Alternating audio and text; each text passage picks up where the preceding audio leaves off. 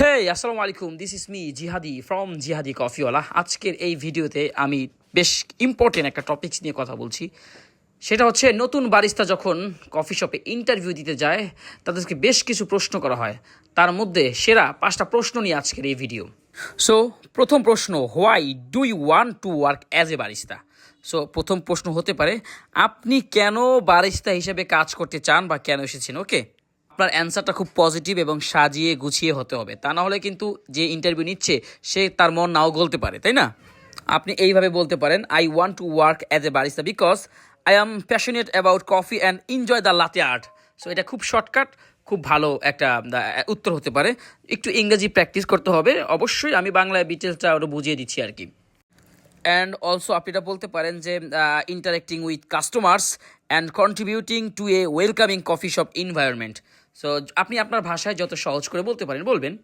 আপনি বলবেন, বারিস্তা একজন ব্যক্তি যিনি কিনা কফি শপে বা ক্যাফেতে কাজ করে, যার প্রধান কাজ হচ্ছে কফি বানানো থেকে শুরু করে কাস্টমারকে সার্ভ করা পর্যন্ত। কখনো সে ক্লিনার, কখনো সে ম্যানেজার, কখনো সে মেকার এবং কখনো সে ম্যানেজার। সবগুলো রোল কিন্তু একজন বারিস্তা প্লে করে, right? You can say as like barista is a person who is mainly working in the coffee shop or cafe, who or have been knowledge capable to making coffee or variety of drinks. এটা বলতে পারেন সহজ কথায়। 3 নম্বর প্রশ্নে আপনাকে বলতে পারে, what steps do you follow to make a perfect espresso shot? বা আপনি একটা ভালো এসপ্রেসো শট বানানোর জন্য কী কী পদক্ষেপগুলো নেন?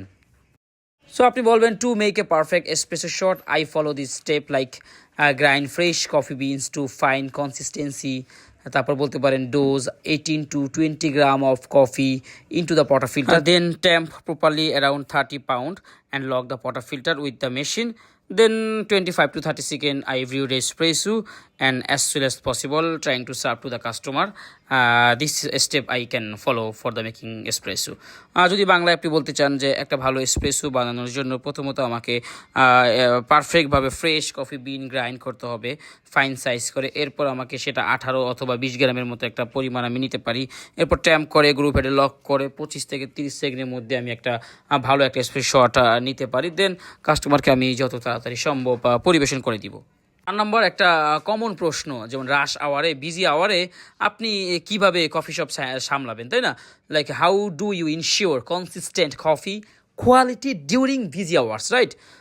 আপনার এটা কিন্তু খুব গুরুত্বপূর্ণ একটা প্রশ্নের উত্তর হতে পারে। সো কনসিস্টেন্সি বজায় রাখা তো একটা বারিস্তার দায়িত্ব। Consistency is achieved by following a strict recipe.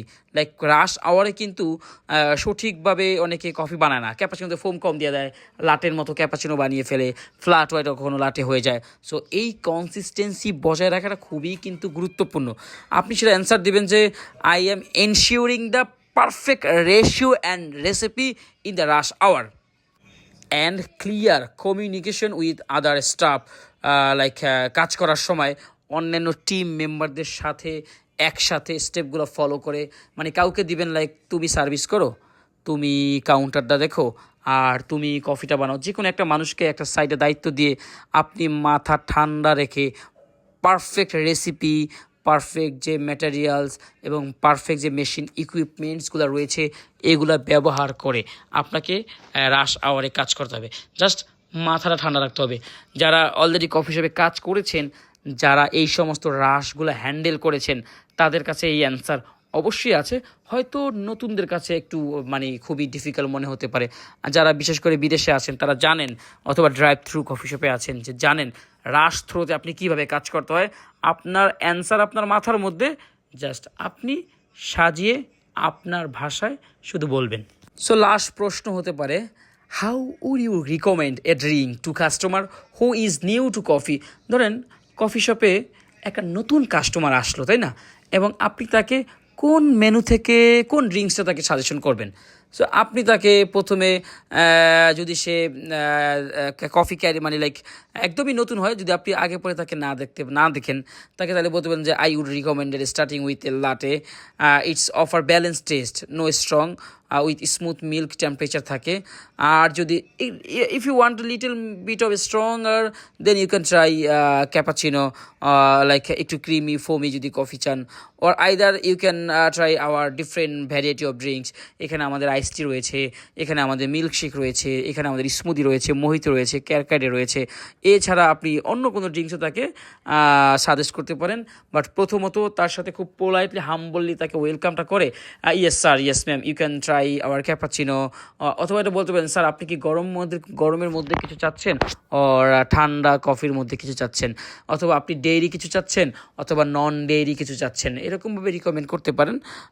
তখন আসলে এটা আপনার জন্য কাস্টমারের কাছে সেল করা একটু ইজি হয়ে যাবে। সো এইটাই ছিল মূলত বেসিক 5টা প্রশ্ন। এর বাহিরেও অনেক প্রশ্ন করতে পারে, আপনি একটু মেন্টালি জাস্ট প্রিপেয়ার থাকেন।